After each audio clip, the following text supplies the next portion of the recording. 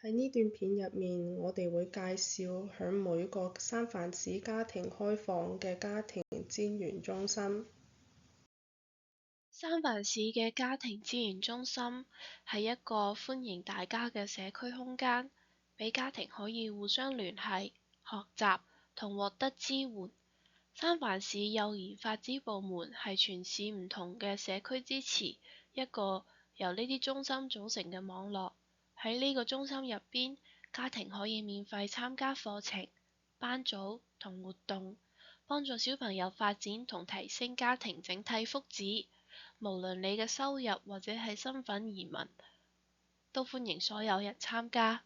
每個中心都有少少唔同，但好多都會提供以下嘅服務，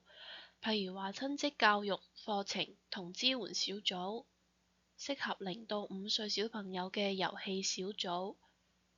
家庭活動同文化慶祝活動，有關健康、營養、英文、理財同緊急應變嘅課程，協助尋找托兒、住房、工作或者心理健康支援，為有需要嘅家庭提供食物、尿片同其他基本嘅生活用品。想揾你附近嘅家庭中心，